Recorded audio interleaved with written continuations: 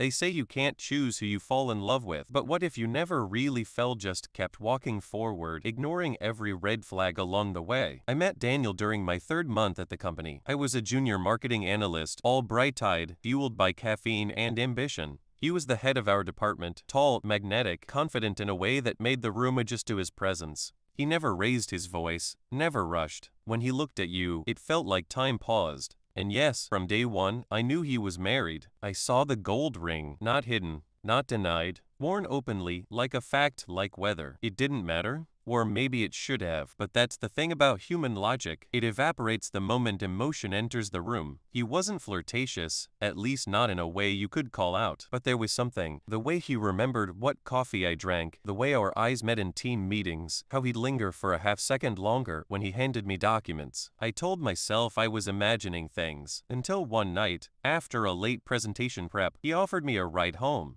The car was quiet. Rain tapped gently on the windshield. And he said, "This may sound wrong, but talking to you is the first time I've felt something real in years." And just like that, I stepped over a line I'd seen from the beginning, a line I told myself I would never cross. He told me he and his wife were distant, that they were practically roommates, that they hadn't shared a bed in over a year, that the marriage was complicated. But isn't it always complicated when someone wants to excuse their betrayal? Still, I believed him, or wanted to. Because there's something intoxicating about being told you're the exception, that you woke someone up from a life of dullness, that you were the first spark they've felt in forever. For months, it was all stolen moments and whispered calls, lunch breaks that turned into confessions, meetings we both pretended not to enjoy too much. He said he needed time. He was figuring things out. I didn't push. I didn't demand. I was careful, not just for him, but for myself, because deep down, I knew how this story usually ends. Then, one afternoon, everything cracked. I was organizing a marketing email campaign. One of the test messages accidentally forwarded to my inbox. It was from his wife. A thank you message. A cheerful, bubbly note sent to our whole team. "Thank you all for making our 10-year anniversary so special," it read. It meant the world to Daniel and me. I stared at it for a full minute. 10 years. And not once did he mention their anniversary. I scrolled back through our chats. That same week, he had told me he was overwhelmed with work, that he needed space, that he couldn't talk much. He was celebrating with her while I was lying awake, replaying every word he ever said. I didn't cry. Not yet. Anger came first.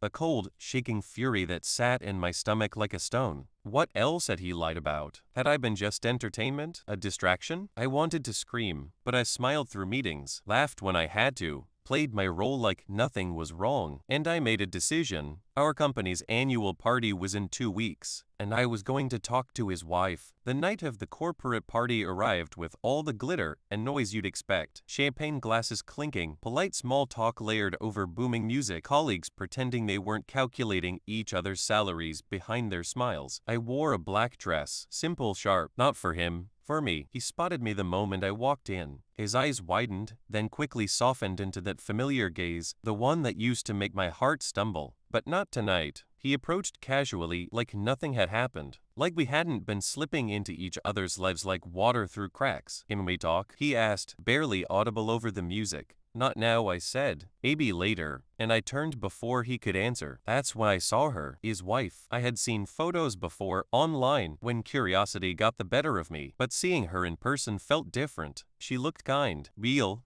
Not the villain I needed her to be. Not the cold, distant figure he described. She was laughing with another employee, holding a glass of rosé, wearing a dress that didn't try too hard, and still outshone everyone else in the room. And for a second, just one, I wanted to walk away, let it go, pretend none of it happened. But I didn't. I waited until she was alone near the bar. Then I walked up to her, heart beating in my throat. "Hi, I'm Leela. I work in marketing." She smiled. "Hi, Leela. I'm Emma, Daniel's wife." I nodded. "I know." A pause. She tilted her head, still smiling, politely, but with a flicker of something else in her eyes. "Can I ask you something?" I said. "Of course. Were you happy with the anniversary surprise? The one the team helped organize?" Her smile wavered. "Oh, it was lovely. He told me the office put in so much effort." I was touched. "And you two, you've been together a long time?" She laughed gently. "Feels like forever. We've had our ups and downs, but we always find our way back." I nodded again. My hands were cold. My voice steady. "I'm sorry," I said, "but I think you should know your husband hasn't exactly been honest with you. About me, about a lot of things." Her smile disappeared. The music kept playing. People kept dancing. But between us, there was silence. Thick, electric. She didn't yell, didn't cry, she just stared at me. And after a long moment, she whispered, "You're not the first." That sentence, 5 words, cracked the floor under my feet. Not the first. I had told myself I was special, different, a one, but I was a pattern, a repeat performance, a name on a longer list. She didn't wait for me to explain. She turned away slowly, walked back into the crowd, and disappeared behind a sea of sequins and false smiles. I stood there, still holding the drink I hadn't touched, feeling every cell in my body burn with shame and clarity. I wasn't special. I was just next. Daniel found me 10 minutes later, panic thinly veiled behind his rehearsed calm. "What did you say to her?" His voice was low, urgent, the kind that hides knives behind softness. "I told her the truth," I said, "something you never gave either of us." He scoffed, like he couldn't believe I had the audacity to ruin his performance. "You don't know what you've done." "No," I replied, stepping closer. "I finally know exactly what I've done. I played the fool in your script. But I'm done reading your lines." He opened his mouth to reply, but I was already walking away. Past the fake smiles, the empty compliments, the fragile network of office gossip. I didn't look back. That night, I didn't cry.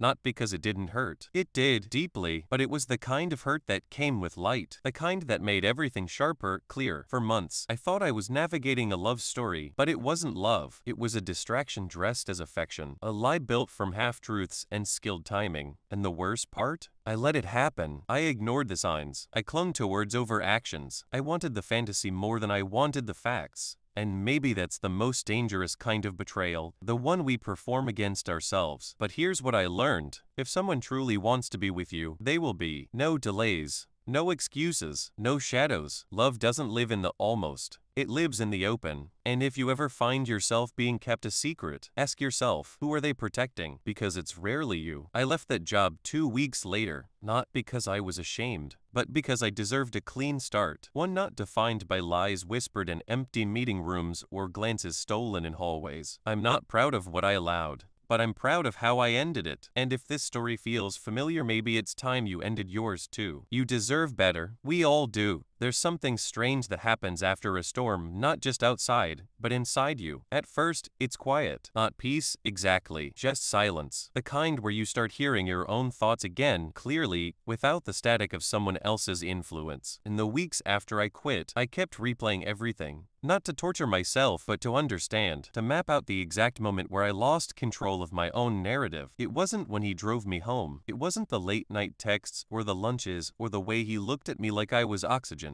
It was before all that. It was when I saw the ring and looked away. That's when it started, because we always know more than we admit. Deep down, our gut whispers warnings long before the heart catches up. But we drown those whispers in hope, in fantasy, in the aching need to be seen. I didn't fall in love with a man. I fell in love with the version of me I thought he brought out. The woman who felt desired, chosen, important. But that woman was never real. She only existed under the conditions he created. Outside of him, I had to build a new version of myself, one that didn't depend on being needed by someone else, one that didn't measure her worth through stolen attention or hidden promises. And that took time. You don't just heal from a betrayal like his. You heal from the version of you that accepted it. People love to talk about toxic relationships like they're easy to spot. Screaming matches, slammed doors, bruises on the surface. But the worst ones, they come in suits and warm smiles. They praise your work. They compliment your mind. They make you feel like you're finally being noticed. Until you realize the attention was never meant to uplift you. It was meant to control you. And that's the part no one warns you about. He messaged me once after I left. Just once. "Hope you're okay." I didn't respond, not because I didn't have things to say, but because silence, in that moment, was the loudest thing I could offer. Months passed, the seasons changed, the office moved on without me, and so did he. I assume men like Daniel always land on their feet. They're too charming, too calculated, too insulated by their own narratives to ever face real consequences. But me, I didn't just move on, I transformed. For the first time in years, I started choosing myself. I stopped romanticizing red flags.